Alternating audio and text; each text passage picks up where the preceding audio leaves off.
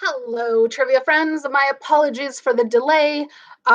There were some technical difficulties. But I think I've got everything working as well as it's going to. The Google form for tonight is going to be named copy of April, etc., etc., because I had to scramble and reduplicate things because the May ones went. As you know, trivia things are wont to do sometimes with the technology. So much simpler back in the days when we were at the pub and things were done on paper with pens. Though the math is easier on the spreadsheet, a little bit, a tiny bit, depends. All right, welcome to all of you. I have thrown a link to the possibly wonky, either here or wherever it shows on your screen, thrown a link to the form that you will need for submitting your answers. If you have never played with us before, there are a few rules. The first is you can only have four people on your trivia team maximum. You can have one, you can have two, you can have three, you can have four, but that's it. You can't have more than four. So that is so that when we do return to hang out with our partners in this program, the Owl Acoustic Lounge in downtown Lethbridge, their tables are set at 4, I believe, for health reasons. Once they're open again, and we're able to have this program there again, that's the reason for the limit of 4 folks. Yes, 4 people on a team. Only one of you people have to put your answers into that spreadsheet, into that form that goes to my spreadsheet. There are 3 rounds. At the end of each form submission, you'll have a link to the next round's form. If you have any questions, you can always toss them in the chat and we will go from there. I will do my best to answer them unless they are the trivia questions, in which case I will not answer them until the round is done, because then it wouldn't be a trivia program. It would just be me giving you answers, and that's not as much fun. All right, well, I am glad you are here. Can somebody let me know in the chat if the link to that form is working or not? Please and thank you. It'll also give us a little bit of time to just make sure that everybody who is playing is here. For those of you who have not yet had supper, a reminder that it is, despite not being at the pub, still a program partnered with a local business, downtown Lethbridge local business, the Owl Acoustic Lounge, and they do deliveries and or takeout. So check out their website, order some food from there. I can vouch for their French fries and their buttermilk chicken sandwich because that's what this person had for dinner tonight. All right, great. Emma, thank you for letting me know that the form is working. So without any further to do, I think we can get started with our Wise Owls Pub Quiz May 2021 edition. Yes, and the form will say April. For those of you who joined after my little flail at the start, technical difficulties. So the form is going to say April. The category titles are going to be the ones from April, not May, because technical difficulties and me accidentally saving over things. So the forms say April, but they are the ones correct for this month, which is the month of May. So on your form, it's going to say April, but the questions are for May. So let's start with some May questions. On this date, question number 1, on this date in 1873, Levi Strauss and Jacob W. Davis, lesser known, received a patent for which copper hardware, which allowed them to start manufacturing their first denim overalls. So back in 1873, Levi Strauss and his business buddy got a patent for a copper piece of hardware, which allowed them to start manufacturing their first denim overalls. What piece of hardware was that?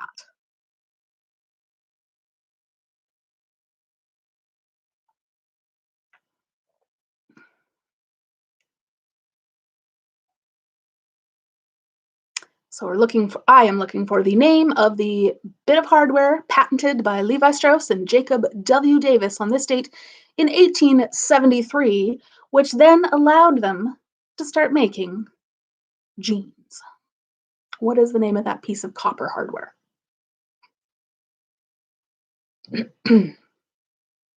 Once we get to the end of the round, if you need anything repeated, I'm always happy to repeat things. All right, question number 2 for the May category. On your form again, it will say April. 10 years later, on this date in 1883, Krakatoa began to erupt. Between which 2 Indonesian islands is Krakatoa located? Where would you find Krakatoa? Between which 2 Indonesian islands? And this is a 2-point question because it's 2 islands. You get 1 point per island for 2 points total for this question. So in this date in 1883, Krakatoa began to erupt. Between which 2 Indonesian islands would you find Krakatoa?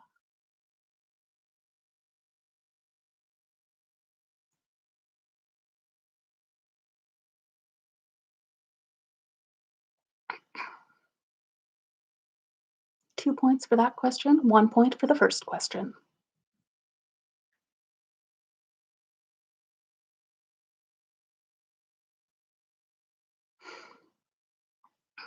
And these are all the May questions, again, despite my form saying April. So, whoops. Technological whoops. Number 3 for the May category, Cher is celebrating her birthday today. I'm sure you all, did a little dance for Cher. Many of Cher's feathered, sequined, and most iconic looks were created by which fashion designer? Which fashion designer was responsible for some of Cher's most fabulous looks, the ones with like the feather headdresses or the zigzag sequin, the very elaborate costumes that Cher wore for her musical numbers? Who was the fashion designer who created those looks? And I forgot to look up how old Cher is today, or what year she was born in, but it is her birthday, so many happy returns to Cher. On behalf of me, Paige, and the Lethbridge Public Library, we wish you many happy returns and a very happy rest of this year. All right, so again, number 3, we're looking for the fashion designer of Cher's big, elaborate, feathery outfits. Number 4, another birthday question. Also celebrating his birthday today is American rapper, actor, and record producer Busta Rhymes. Many happy returns to him as well. What is the name of Busta Rhymes' 1996 debut album? So it's his birthday today, but what, more importantly, was the name of his 96 debut album? Aha! And some bonus information for the last question. Cher is 75 years old today, so happy 75th, Cher. That's a big one. It's a lot of candles. So I don't know if we're putting candles on cakes anymore. I feel like no. I feel like that is just out. But it's a lot of sparklers. I feel sparklers are even more of a Cher thing. Don't know how Busta Rhymes would feel about sparklers versus candles on cakes. I don't know if he has an opinion on that. All right, and number 5 for May. Today, May 20th, is Be a Millionaire Day. Who was the first contestant to win the top $1 million prize on Who Wants to Be a Millionaire? What was his name?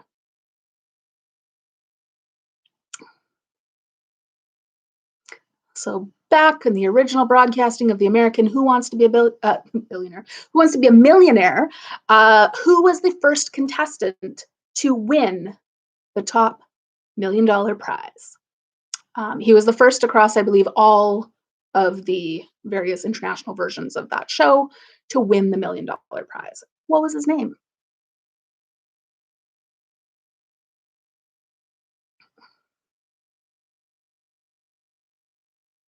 If you need like a little brain stirring on that question, he was the guy who used his phone a friend question in the very last round to phone his dad and brag that he was about to win. He's that guy. What was his name? All right, that is the final question for the May category. Again, the one that is going in the April category slot. If you need any of those questions repeated, just let me know in the chat. Toss numbers in there if you'd like to hear something again. It's one of those things when I'm talking to myself here, myself on the laptop. Sometimes I feel like I might be going too quickly. So if I am, let me know. If you want to hear another question, let me know at the end of the round, and I'm happy to repeat stuff. Numbers 2 and 4. So number 2, on this date in 1883, Krakatoa began erupting. Between which 2 Indonesian islands is Krakatoa located? So 2 points, 1 per island. That was number 2. 2 points for number 2. And number 4, celebrating his birthday today is American rapper, actor, and record producer Busta Rhymes. What is the name of his 1996 debut album? That I believe went platinum, if not multi-platinum. Any other repeats for that first one? It looks like we might be okay. I think we are okay. All right, next category. I don't know what it's called. My apologies on your sheet. Somebody can let me know in the chat and I can, translate as I go. So May was down as April. And this next one is not what it says in your sheet. It is, in fact, a category all about Japan. Because on May 28th, my teen program, Friday afternoon teen program, is a travel chat from Japan. We're having a live, even with the time difference, chat. Ooh, it's called Trees and then Wine. Okay, so the tree category, tree is a stand-in for Japan. But yes, on May 28th, if you have teenagers in your life, head to lethlib.ca, sign your teenagers up for the travel chat live from Japan with the lovely Michelle, who is going to talk to us about what it's like to travel to Japan and teach English with the JET program and see lots of super cool stuff while you're over there. All right, so a Japan category because of that. Japan question number 1. Of all the Japanese islands, which is the largest and most populated of those Japanese islands? What is the name for the largest and most populated island in the Japanese islands? What's its name?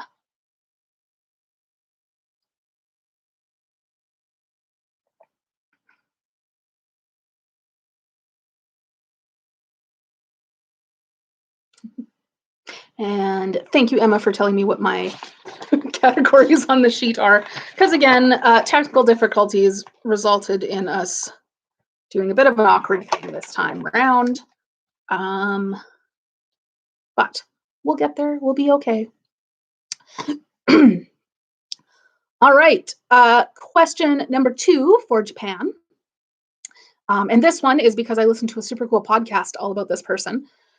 Which Japanese mountaineer was the first woman to reach the summit of Mount Everest back in the 1970s, I believe? What is the name of the Japanese mountaineer who was the first woman to reach the summit of Mount Everest? She was almost buried by an avalanche partway up and survived that and made it all the way to the summit with the help, of course, of Sherpas. So what was the name of the Japanese mountaineer who was the first woman to reach the summit of Mount Everest? And if you're looking for a cool podcast about her, there is a great episode from Goodnight Stories for Rebel Girls, which is also, Goodnight Stories for librarians around these parts. All right, on to number 3 for the Japan category. Which flower is a symbol of the emperor and the imperial family? So there's a flower that is traditionally the symbol of the emperor and the imperial family of Japan. Which flower is that? Your non-useful hint, it's a very pretty flower. Be kind of sad if it were an ugly flower. I don't know. There aren't many ugly flowers, though. There are odd flowers. But, I'm sure even ugly flowers are pretty to their moms. Yeah, something like that. All right, number 3. Which flower is a symbol of the Japanese emperor and the imperial family?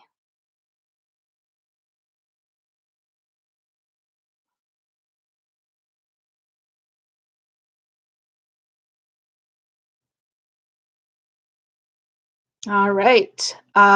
Number 4. What is a traditional Japanese inn called? So, what is the name for a traditional Japanese inn?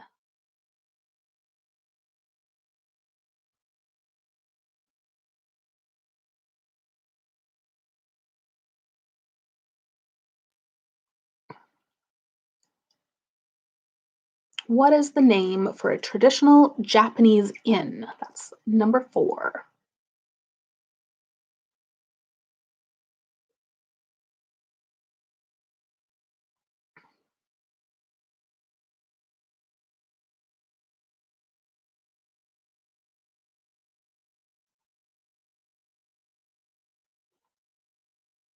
All right. And then number 5 for the Japan category, which is, of course, the tree category on your sheets. Apologies again. Number 5. What kind of creature might you find bathing in the Nagano Prefecture hot springs? So often when you go to the hot springs in Nagano Prefecture, you might see a certain type of animal bathing in those hot springs. What type of animal would you find in those hot springs? Famous, very famous, and pretty cool.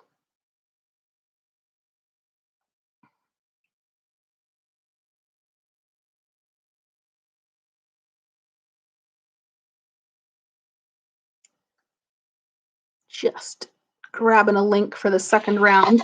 When we get to the end of this round, I'm going to give you guys the link in the chat as opposed to having you click through just in case it's not the right link anymore. Just prepping for that. All right, if you would like to hear any of the questions repeated for the Japan category, please let me know in the chat. Again, sub Japan for tree on your form. And my continual apologies for that weirdness.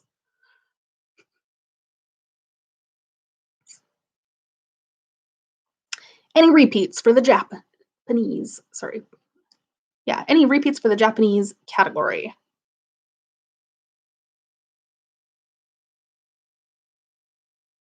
Number 2.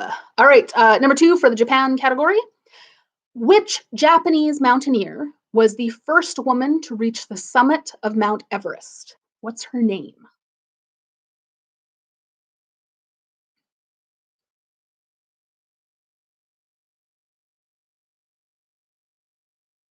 Any others? Might be okay then.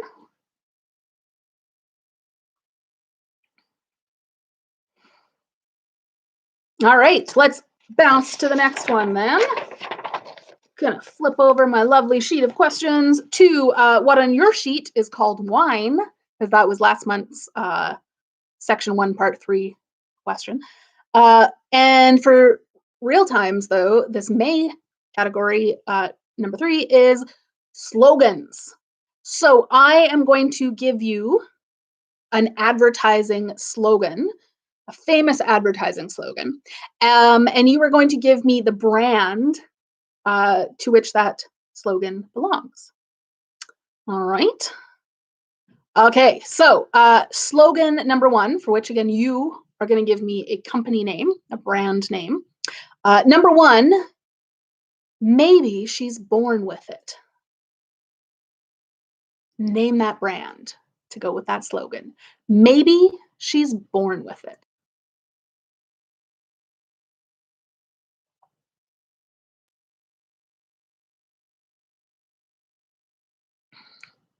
So 5 famous advertising slogans, and you guys will give me 5 famous brands. Number 2, don't leave home without it. Don't leave home without it. Which brand does that slogan belong to?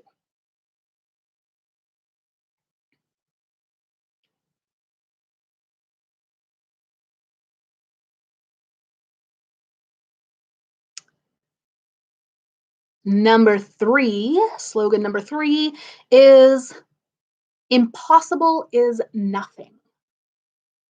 Impossible is nothing.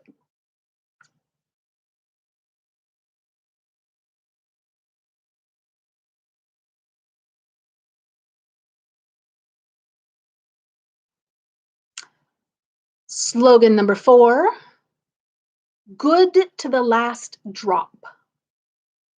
Good to the last drop is number 4.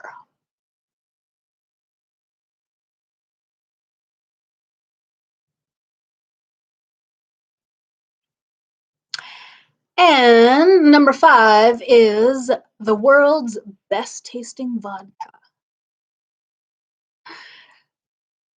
Which company has their slogan, the world's best tasting vodka? Give you a hint, it's a vodka company. All right, I'll go through all 5 of those again because they were quick. Number 1, maybe she's born with it. Number 2, don't leave home without it. Number 3, impossible is nothing. Number 4, good to the last drop. And number 5, the world's best tasting vodka. So 1, 2, 3, 4, 5. Those are your 5 slogans. Again, those are to go in the ones that say wine, because technical difficulties. Like I said, don't click on the link to the second round. I'm going to give you the new link just so that it all goes in the correct spreadsheet and nothing goes wonky and I don't miss your answers next round. So round 2. There we go. There's the link to the form for round 2. Do please use the link in the comments that I've just put up there instead of the one that links through at the end of form number 1, just in case things aren't quite wonky. So when you're done, hit the link in the chat. Well, first hit submit on your form, then hit the link in the chat to get ready for the second round. I'm going to go look at the spreadsheet that hopefully has done what it is supposed to do. And I'll meet you back here for round 2. Peace out, dudes. I'll see you in a bit.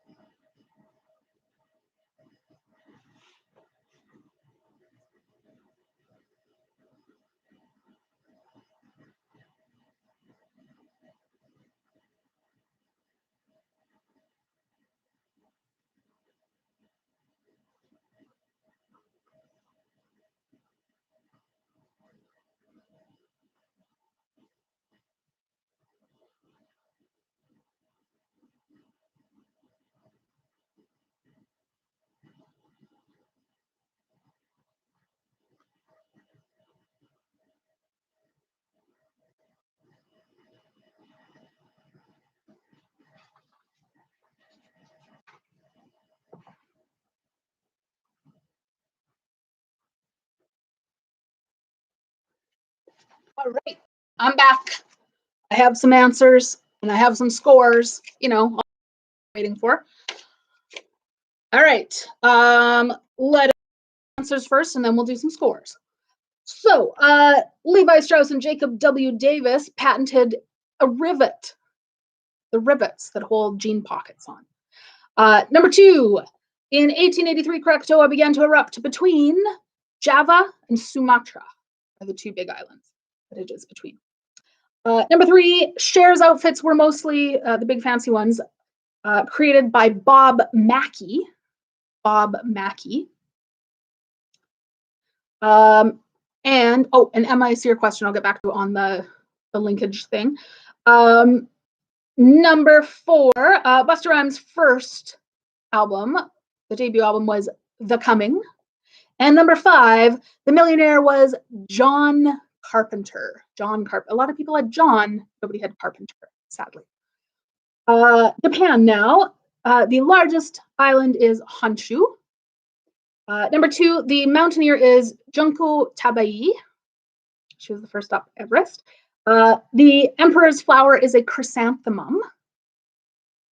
A traditional Japanese inn is a ryokan. And number 5, in those hot springs, you might find Japanese macaques or snow monkeys. I would take kind of either of those as an answer. Slogans now. Maybe she's born with it. Maybelline. Number 2, don't leave home without it. American Express. Impossible is nothing. Adidas. Good to the last drop. Maxwell House. And the world's best tasting vodka, Grey Goose. All right, so that brings us to the end of round 1's answers. Round 1 scores. We only have 4 teams playing tonight, as far as I can tell. But, you know, if there's somebody else that I missed, let me know. I'll see what I can do. Anywho, with 4 points, we have Miller Time. 6 points to the Barley Mowats. And tied in first place with 11 points, the Nowvax, aka Church of the Mask, and your Quizzard Harry. So, good job, teams. Anything can happen in the next rounds. And all right, so Emma, the second link is the same as the first one. Let me try this again. All right, round 2. Let me just make sure I'm giving you the right one here. Okay, copy round 2.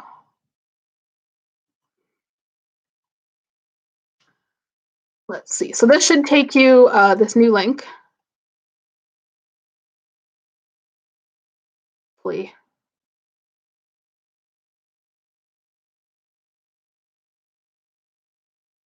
Let's see.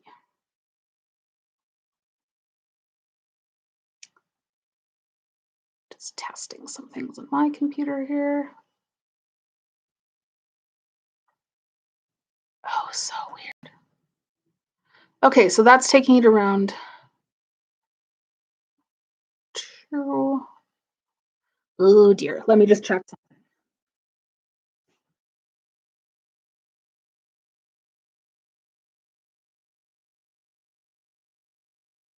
Okay.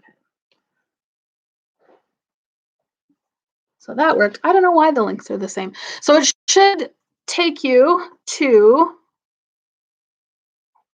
the link that's now in there, should take you to one that's round 2. It's an owl with big orange eyes. It still does say April 15th. Can somebody let me know if it's an orange owl? I've somewhat color themed the rounds 1, 2, and 3, so that might help this situation where technology. Yeah, the link that I tossed in there. I wonder if the chat thing changes links as it goes. So weird. It should take you to an orange owl. Is it orange? Okay. Okay. If you have the orange one, it is the correct one. And hopefully it's all good.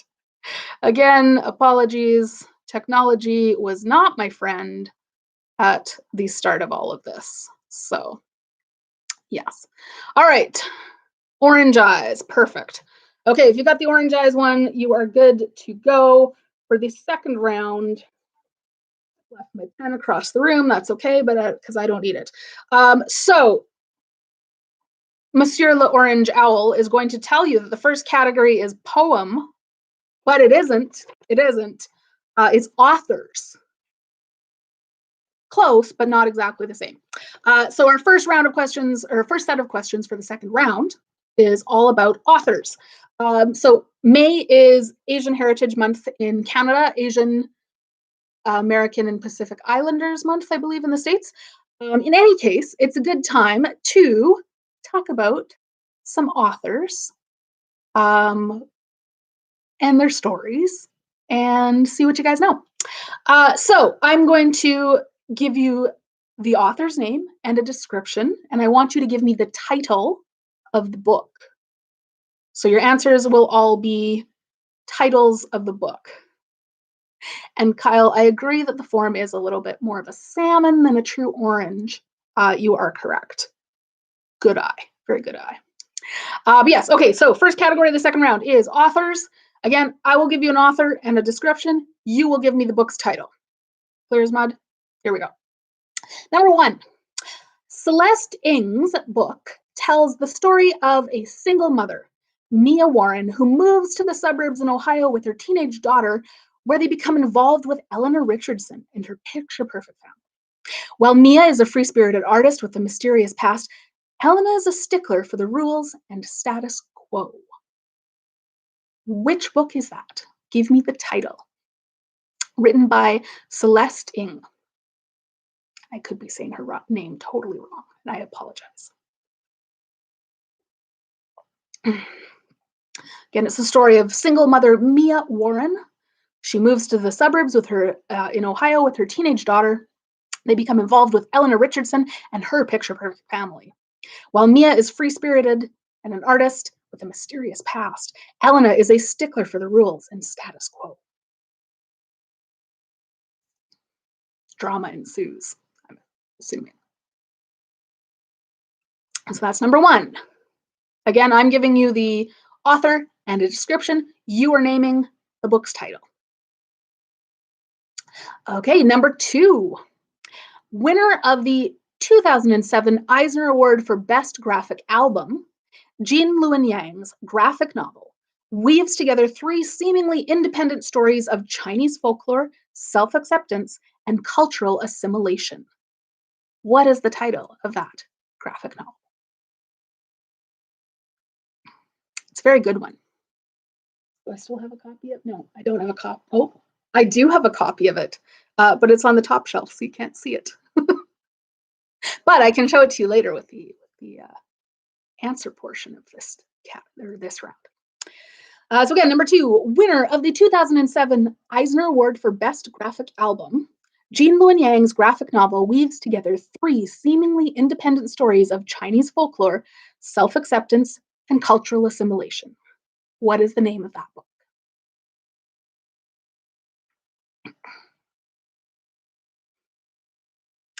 Number 3, Kevin Kwan's book turned movie, in which New Yorker Rachel Chu is in for a wild ride after she agrees to spend the summer in Singapore with her boyfriend Nicholas Young and his family. Name that book and also movie. Should mention all of these are available at your Lethbridge Public Library.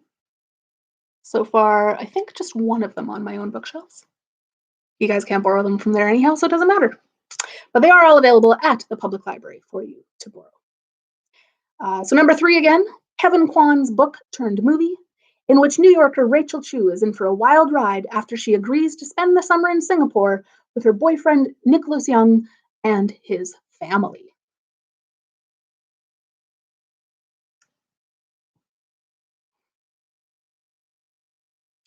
All right, onwards to number 4.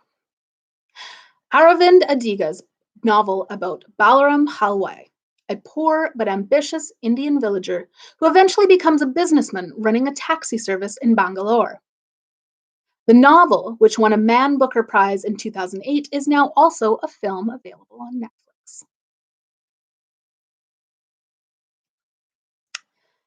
Aravind Adiga's novel about Balaram Halwai, a poor but ambitious Indian villager who eventually becomes a businessman running a taxi service in Bangalore.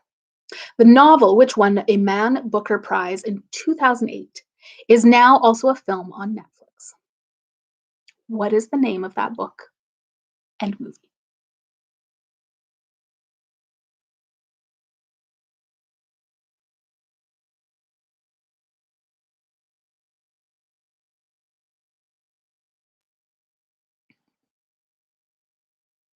And the final one for the authors category, number 5, is Amy Tan's classic.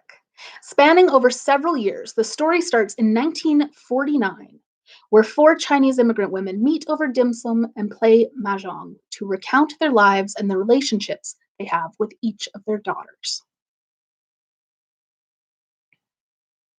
Number 5 is Amy Tan's classic novel.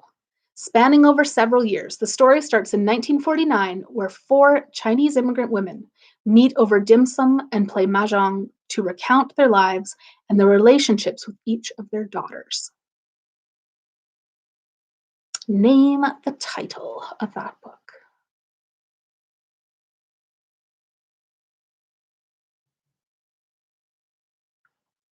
All right, do you need to hear any of those book descriptions one more time?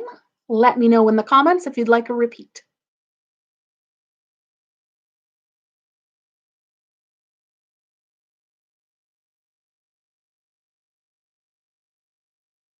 Number 2.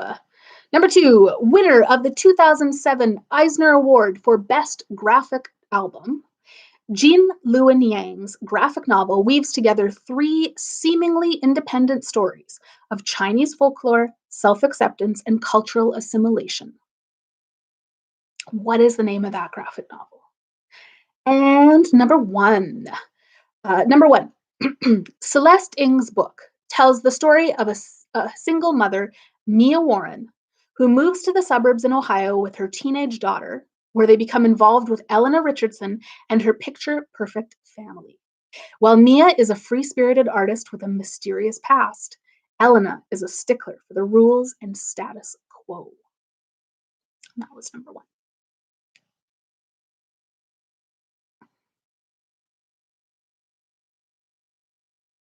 All right. Think we're okay now for repeats. Good. So that one on your sheet was poem. From there, we go to the one which on your sheet is bridge. Last month we talked about bridges. This time we're going to talk about chefs and cookbooks. And the reason for that is the library has a cookbook club. I don't know how many of you know this, but more of you should know this. So we have a cookbook club. It's like a book club, but it's a cookbook club.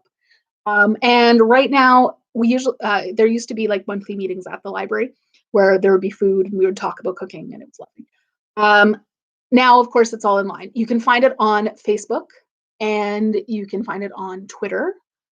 It's all available. It's called The Joy of Cookbooks. Super cool. Very cool. Lots of recipes and things that get shared. So check that out. Again, it's on the library's Facebook and or Twitter accounts, and there's a monthly theme every month for the cookbooks. So I know that we're doing international, I think they're doing international cookbooks in July. I'm not sure what's happening for May or for June. But again, check out the Facebook page. It's all there. So a chefs and cookbooks round. Number 1. So again, this is bridge on your form, but it is in fact chefs and cookbooks. Number 1, which BBC television cooking program was Jamie Oliver's TV debut and saw Oliver filmed cooking in his home for the first 2 series? So what is the name of Jamie Oliver's TV show debut, which was on BBC and was filmed in his home for the first 2 seasons? What was the name of that show? And cookbook, which is down in the bottom, because it's a good idea to keep cookbooks, reference books. Usually I'd say dictionaries, but it's, in the nonfiction with the 400s. Keep the big books on the bottom of your bookcases because it helps with the tippiness. Professional hint. Mhm. So yes, the name of Jamie Oliver's TV show debut. Number 2 for chefs and cookbooks. While she was living in France after working for the OSS in the Second World War, Julia Child attended which famous cooking school, before collaborating with Simone Beck and Louisette Bertholle to create her famous cookbook, Mastering the Art of French Cooking. So Julia Child, after being a bit of a spy during the Second World War, went to a famous French cooking school. Which famous French cooking school was it? She later went on to create a famous cookbook, Mastering the Art of French Cooking, which I think we should have both volumes at the library. Hopefully we do, because, they're kind of important if you want to cook French food. I think we used to have like official versions in the reference collection back when we had like a really extensive reference collection. And I'm pretty sure I moved them to the circulating collection instead. Because what good is a reference book that's a cookbook? You can't take it home because reference book. So I think I moved it. Anywho, number 2, what was the name of the famous French cooking school which Julia Child attended?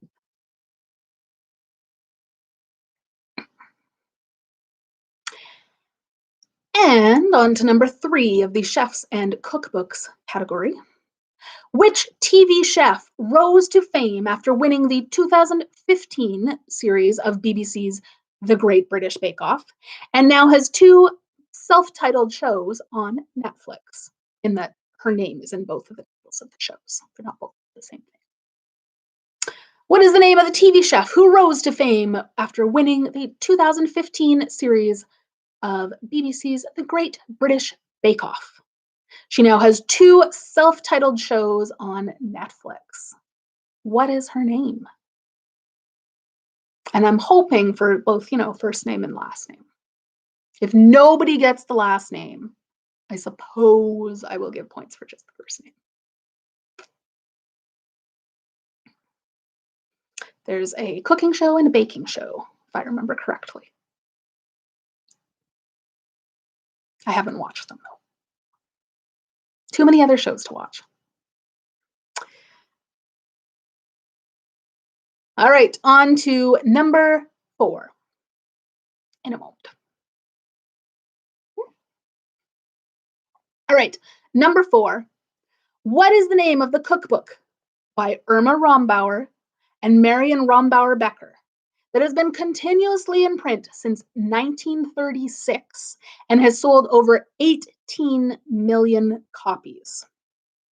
What is the name of that famous American cookbook? So it was written by Irma Rombauer and Marion Rombauer Becker. It's been continuously in print since it first came out in 1936, and it has sold over 18 million copies worldwide. It's a classic cookbook. I feel like lots of people get it as like a wedding shower gift. And if you get some of the older ones, it will tell you how to cook a possum, just in case it ever comes to that.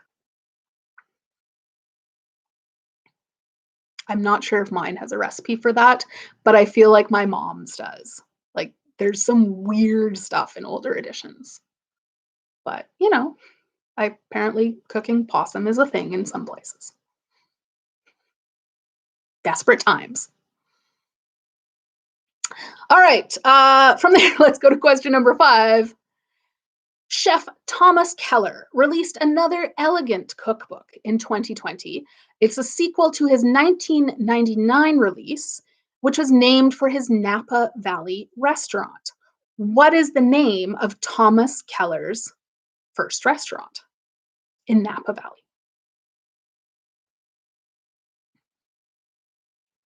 And last I checked, we had 2 copies on the shelf of the new one at the Crossings branch. So if you wanted to read it and become a very, posh and elegant cook, there's copies up for grabs at the Crossings.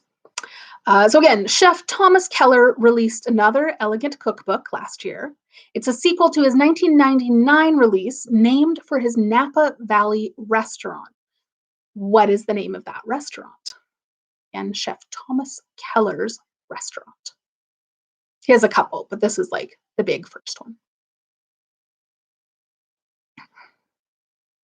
And if you would like a cookbook question repeated, let me know in the chat and I will tell you again.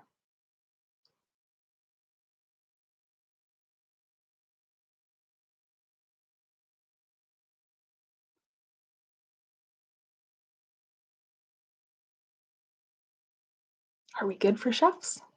Do you know all your chefs? Do you know all your cookbooks? I'm glad to hear you guys are excited about the cookbook program. It's a really cool one. There have been some nice recipes shared via the Facebook version of it. I mean, it's not quite the same as getting together and sharing food, but in these times, it's still a pretty good replacement. And definitely check out cookbooks from the library. We have some really cool ones. A lot of the recipes, or a lot of the cookbooks that I've bought over the years, I've bought because I've initially borrowed them from the library and they were so good I wanted to keep them, so I had to buy my own copy. And now I have too many cookbooks. I mean, just enough. Never enough. There's never enough cookbooks. You should always have more. All right, I think we are good. We're going to move on then to the final section for round 2. It should be called, I think, F, the letter F on yours, F1, 2, 3, 4, 5, because it was all about Formula One last month. This time it is bugs and such. I was going to call it creepy crawlies, but not all of them crawl. So bugs and such is the next category. Question number 1. How many wings does a mosquito have? How many wings are there on a mosquito? And in the chat, you can let me know whether you think it's going to be a big mosquito or fewer mosquito year. I'm hoping always hoping for a lesser mosquito year, because ew. How many wings does a mosquito have? Is question number 1.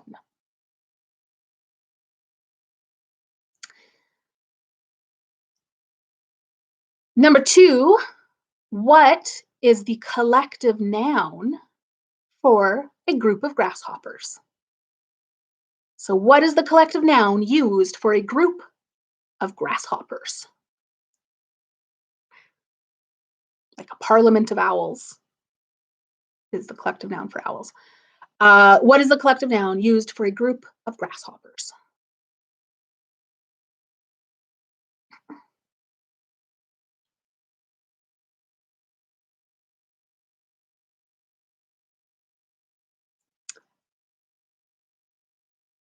I was going to move on, but I feel like I go too quickly sometimes. Maybe it's because I don't want to think of that many grasshoppers. Maybe that's why I'm moving on. Number 3, the Colorado beetle is a major pest for what type of crop? So the Colorado beetle causes problems for what specific kind of crop? What do they like to eat? In other words, if you were a Colorado beetle, what would you like to chow down on? Thus wreaking havoc across the farmland.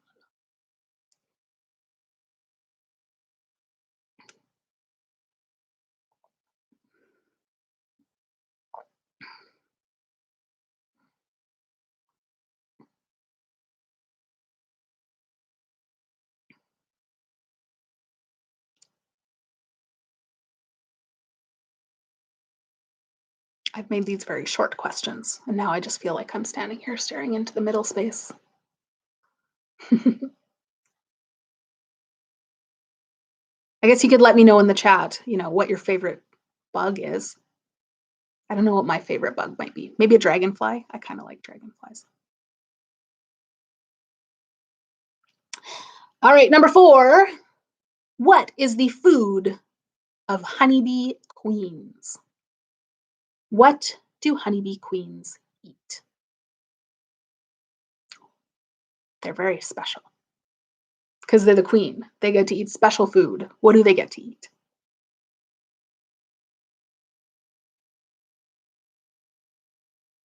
Oh, and today is International Honeybee Day, or maybe just Bee Day. Something important about bees today. I tried to leave my dandelions for the whole month of May for them. I really did. But then I mowed the day before. It snowed. But my dandelions were all pretty short, so a lot of the blossoms stayed anyhow. So I feel that if there were bees, they probably still got some dandelions. And mostly it was just the crabgrass that got whacked. All right, number 4. What is the food of honeybee queens? And on to number 5 for the bugs category. Used in such diverse works as Shine, The Muppet Show, and The Green Hornet Radio Show, who is the composer of the epic song Flight of the Bumblebee? Which famous composer wrote the famous song Flight of the Bumblebee?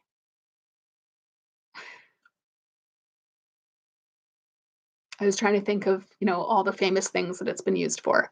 And first in my brain was The Muppet Show, because I think Gonzo is up a flagpole playing it on a trumpet. Something crazy like that, because Gonzo.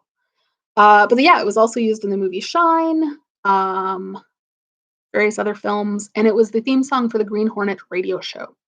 But who wrote, who is the composer of Flight of the Bumblebee? He has a fabulous name. So I will enjoy your spelling of the names. I always enjoy the spelling that you folks use for various people's names, which is why spelling totally doesn't count for trivia unless it's a very specific spelling counts question. All right, if you would like to hear any repeats for the bug question, bugs and such, let me know. Any repeats for the bugs and such? They were short questions, but if you need to hear them again, just let me know in the chat. Happy to say them twice. Probably more than twice at this point. If not, let me grab you all the link for the third one. Because again, I'm not totally sure if I don't think the link at the end, the referral link at the end of round 2's form will actually work for round 3. So let me get you this one instead.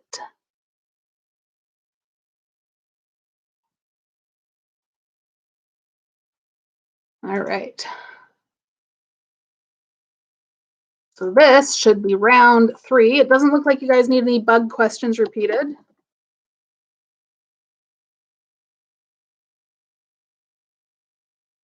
There we go. That is round 3. The owl for the round 3 is like a little burrowing owl, I think, with yellow eyes, and then there's a yellow stripe at the top. It'll say April 15, round 3. Pretend it says May, but it says April. So that is the link for round 3. I'm going to go do some round 2 marking, and I will be right back with answers and scores. Talk amongst yourselves for a moment, you're 5. Okay. Gather up all my supplies, and I'll be right back.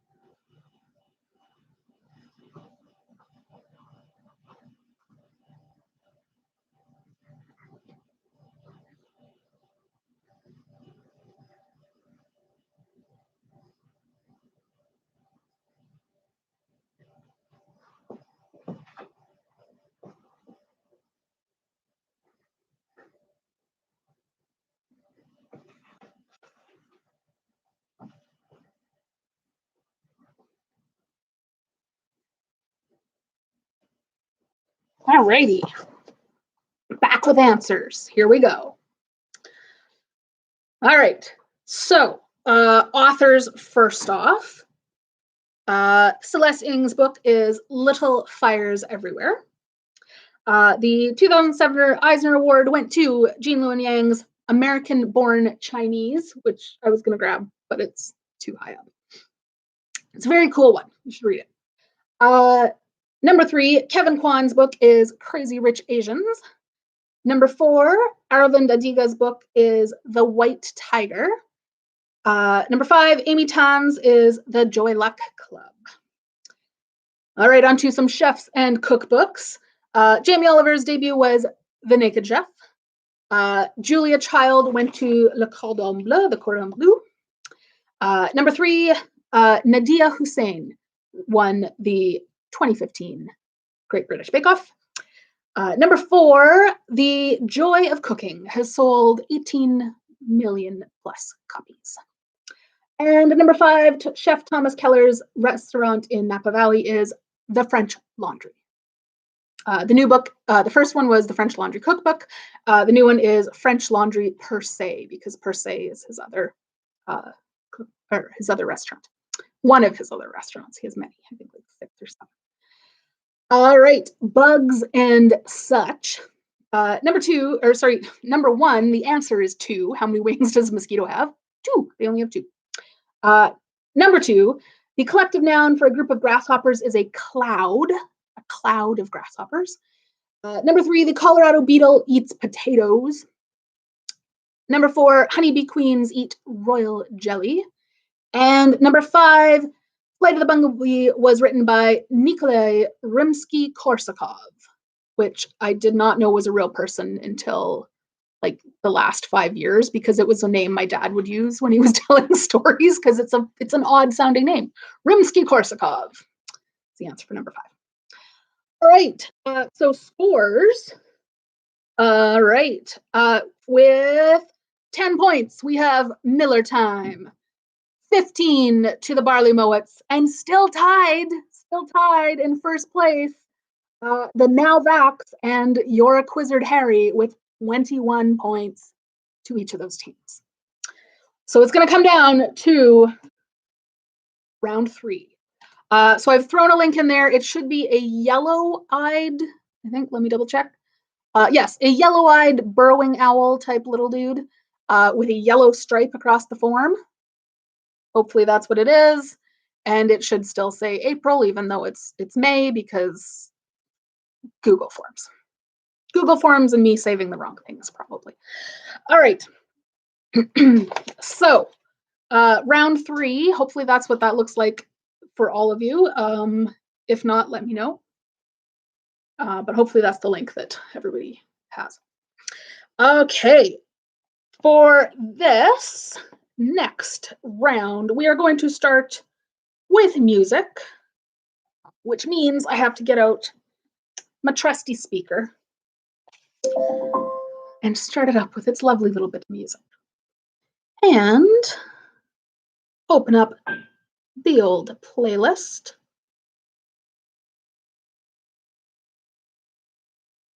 All right, here we go. Hopefully this all works. I am going to play you some songs because it's a musical round to begin with. I think it's called Music on the form because I always start with music. Yes, excellent. So that one's correct at least. Yes, so this is the musical round.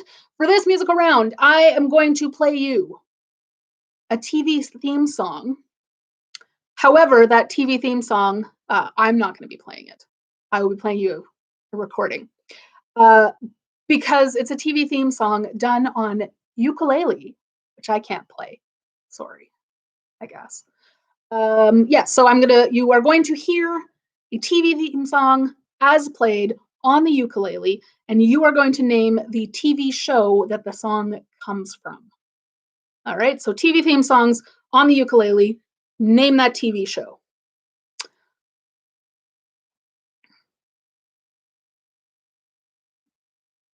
Here we go. Let's see if this works for us. Number 1.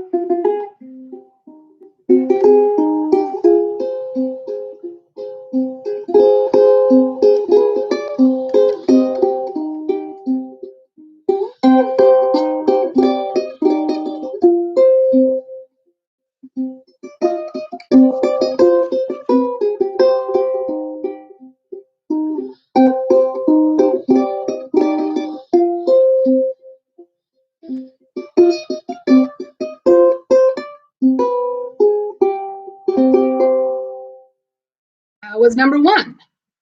Now we're going to go to number 2. This is number 2. Name the TV show.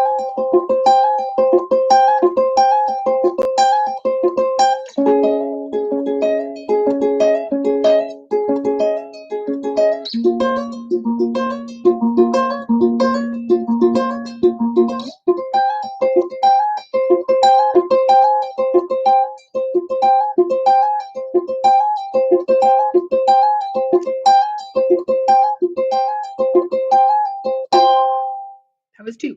On to number 3.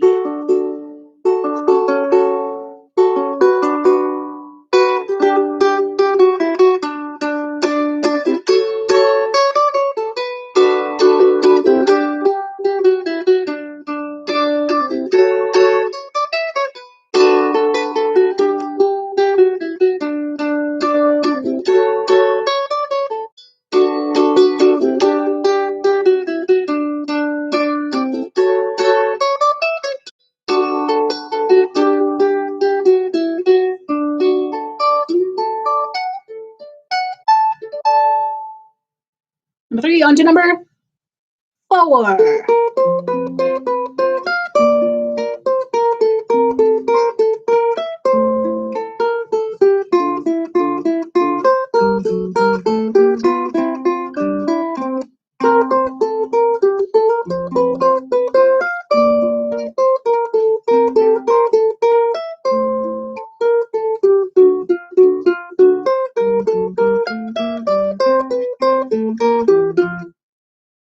Number 5.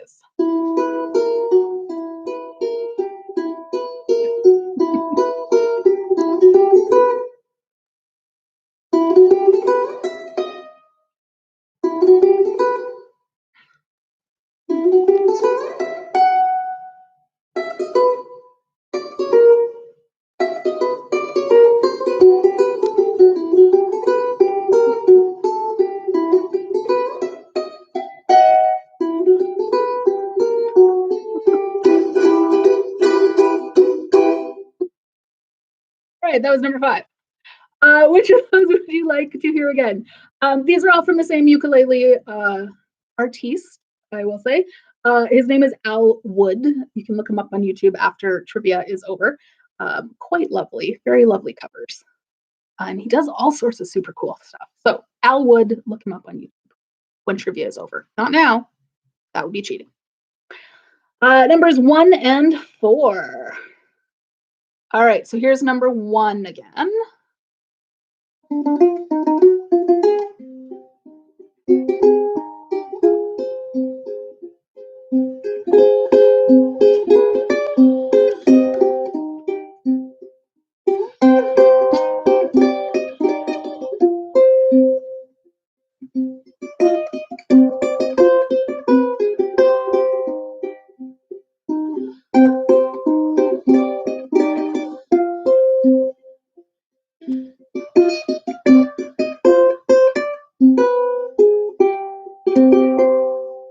That was number 1. Number 2 again. Number 2.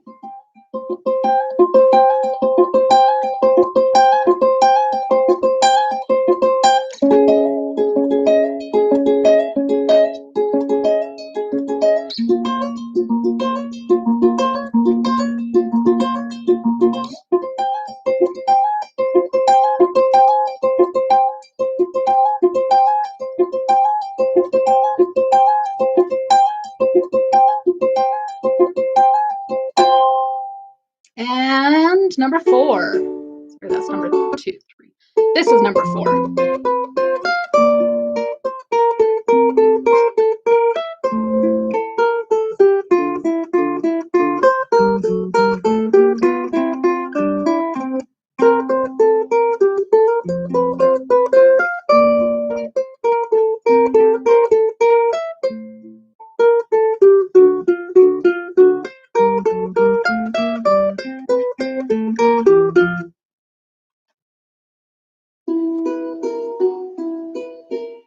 There we go. All right. So those were our ukulele covers. Some joyous little ukulele covers for our musical round. Right. Again, The idea is to name the title of the show. And the artist's name, his name is Al Wood, A-L Wood. And he's got a ton of stuff, super cool stuff. He does video game covers as well, video game song covers, super fun. All right.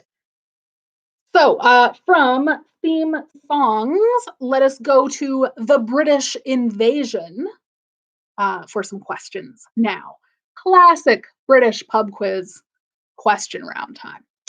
So the British invasion, question number one. This will be for the game section of your form. So where it says game, read it as British invasion. British invasion song or question number one. Known as the most trusted man in America, which iconic TV anchorman coined the term British invasion? So, which iconic TV anchorman came up with the term British invasion? He is known as the most trusted man in America. What is his name? The dude who came up with the term British invasion.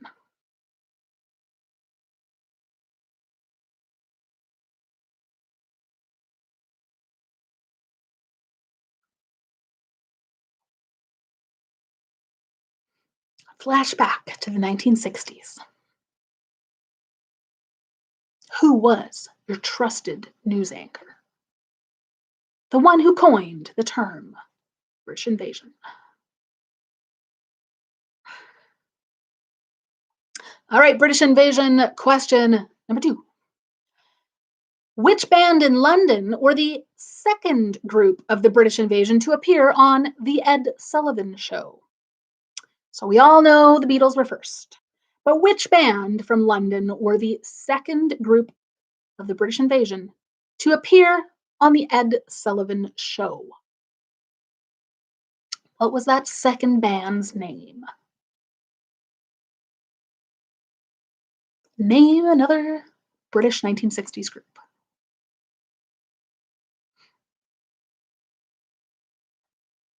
They also appeared on The Ed Sullivan Show, and they were the second group of Brits to do so.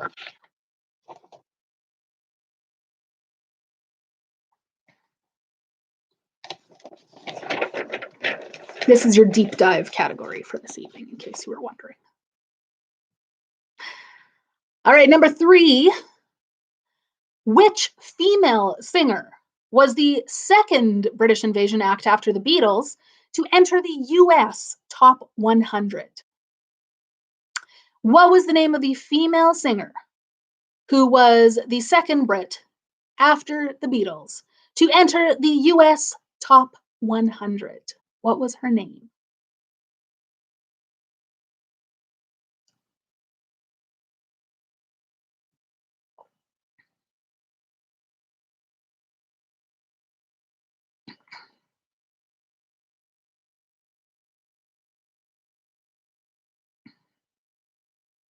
Hopefully you will all, go on to listen to some classic British 1960s rock after this as well. Maybe as covered by a ukulele artist. Just an idea. Good bedtime music, perhaps. All right, number four of the British invasion. Under which nickname did model Leslie Lawson storm the US during the British invasion?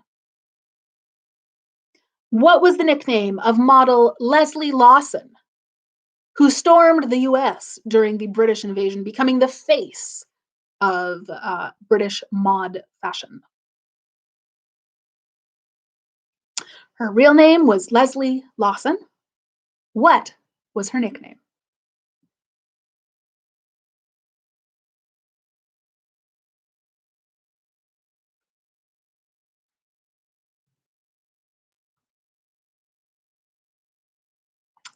And number five of this category, the British invasion category.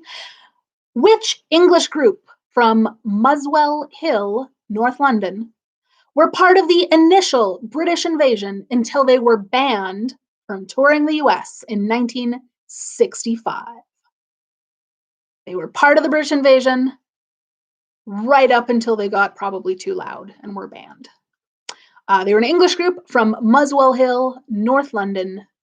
They were part of the initial British invasion, and then they were banned from touring in the US in 1965. What was that band's name?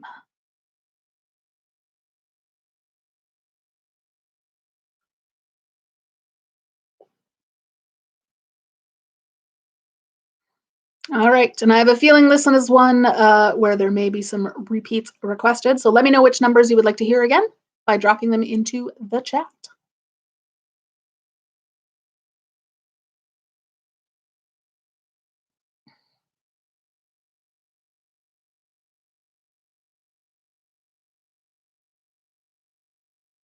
And unless you were all like British Invasion super fans and you're like, ugh, these are too easy, everybody knows these. Who knows? Number three. Which female singer was the second British invasion act after the Beatles to enter the US Top 100? Name of the British female singer who hit the US Top 100 after the Beatles.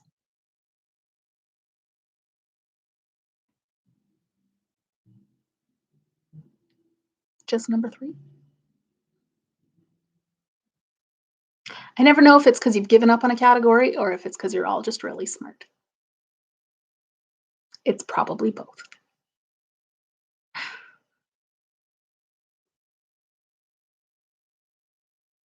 Okay. Well, it doesn't look like there are any more British invasion repeat requests popping up on the chat. So let us move on to the final category of the evening, the general knowledge category, which is general knowledge on your sheet, because that one never changes. Number one for general knowledge. The Deep Purple song, Smoke on the Water, is about a concert in which Swiss city? Deep Purple song, Smoke on the Water, is about a concert that happened in which Swiss city? Which city is that about?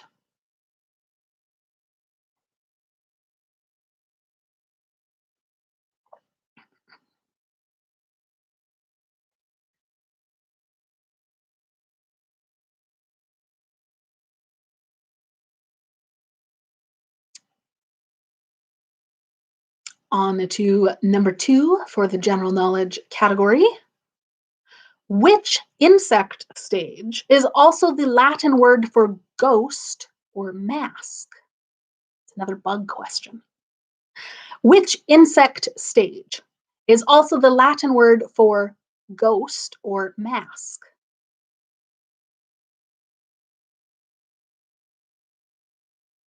Insects go through various stages. Which one of them is the same as a Latin word for ghost or mask?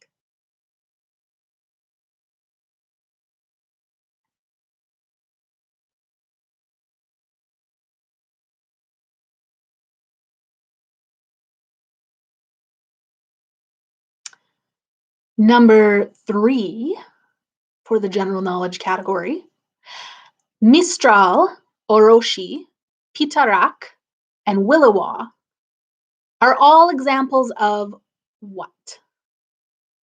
Mistral, Oroshi, Pitarak, and Williwa are all examples of what? They're all types of something. What something?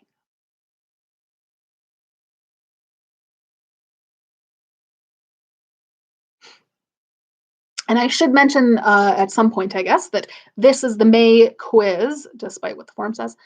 This is the May quiz, and the summer season of the Wise Owls Pub Quiz is May, June, July, August. So this is the start of the summer rounds of the Wise Owls Pub Quiz. And the largest cumulative score, May through August, that team gets their name on the official Wise Owls Pub Quiz plaque that lives at the Wise Owls, or at the Wise Owls Pub. No, the Owl Acoustic Lounge, usually home of the Wise Owls pub quiz. All right, on to general knowledge number 4. We're at number 4. Which sports playing area is 2.7 meters by 1.5 meters? This is our obligatory sports question for the evening. Which sports playing area is 2.7 meters by 1.5 meters? Those are the dimensions of which sports playing area. 2.7 meters by 1.5 meters.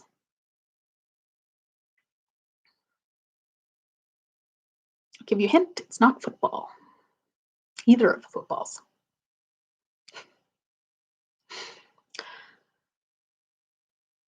It's only one sports question tonight. Sometimes there are more. There's always at least one obligatory sports question. Occasionally, a few others sneak in. But this time, just the one.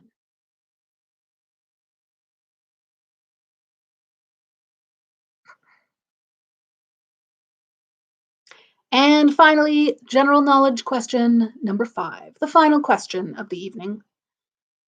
Blind Pew, Israel Hands, and Black Dog are all characters from which classic novel? Blind Pew, Israel Hands, and Black Dog. All 3 of those are characters from which classic novel? Name that story. And let me know if you need any of the general knowledge questions repeated. I am happy to do so. If you need to hear one of them again, let me know the number in the chat.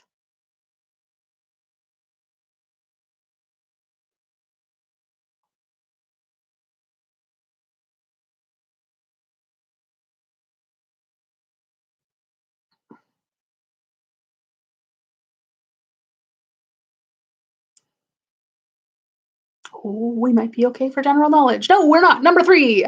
All right, number 3. So I'm going to give you 1, 2, 3, 4 examples of something. So these are all names of the same type of thing. So a Mistral, Oroshi, Pitarak, and Williwa are all examples of what? They're all types of what? Mistral, Oroshi, Pitarak, and Williwa are all examples of what? That was number 3. Might be the only general repeat. We will see. Again, hit that submit button when you are done so that I have a spreadsheet to mark from. And it looks like we're good for questions. So I'm going to go look at your answers, and then I will come back here and give you some scores.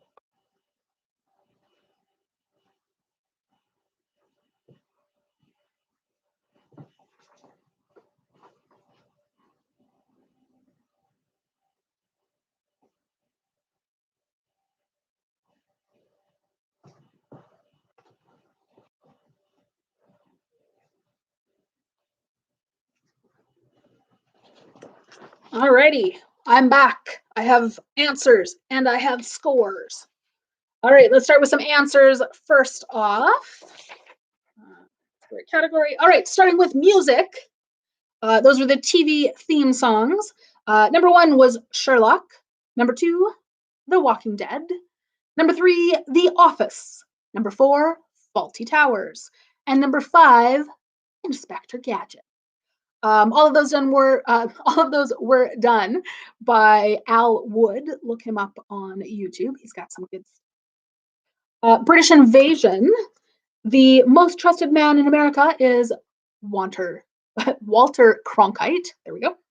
Number 2, the second group of the British Invasion on the Ed Sullivan Show were the Dave Clark Five. Number 3, the female singer was Dusty Springfield. Number 4, Leslie Lawson is better known as Twiggy. And number 5, the initial British Invasion bands that were then banned from the US tours were the Kinks. General knowledge of the Swiss city was Montreux. The insect stage, which is also the Latin word for ghost or mask, is larva. Number 3, Mistral, Orochi, Pitarac, and Willowa are all winds. Mistral is the one in the south of France. That's the only one I know. Number 4, 2.7 meters by 1.5 meters is the playing area for table tennis or ping pong. And finally, Blind Pew, Israel Hands, and Black Dog are all characters from Treasure Island. All right, so that means we have final scores tonight. With 14, we have Miller Time.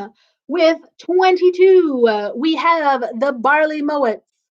And very close in second place with 30 points, the Now Vax or Church of the Mask. And in first place by just 1 point tonight, 1 point separating first and second tonight. Our winners, though, are You're a Quizzard, Harry. Thank you all for joining me again this evening for the Wise Owls pub quiz. I will be back on the 3rd Thursday in June. No idea what date that is, but it'll be the 3rd Thursday, whichever day in June that is. Oh, Emma, I like your suggestion. For the next round of covers, the University Library has a CD called Romantic Tuba. So, we'll see what happens with some tuba, perhaps of the romantic variety. I don't know how that would work. Anyhow, options for musical categories. Again, this session, the May session, is the first of the summer sessions. So May, June, July, August are all part of the summer session of the Wise Owls pub quiz. Those scores get added together, and in August I will have a season winner. That team's name goes on the plaque, which lives at the Owl Acoustic Lounge, who are our partners in this program, even in these weird times when we can't actually hang out at the pub. Thanks, you guys. I will see you next month. And if you're looking for cookbooks or books by Asian authors, the library's got your back. Check it out. We got lots of good stuff. Have a great night. I'll see you next month.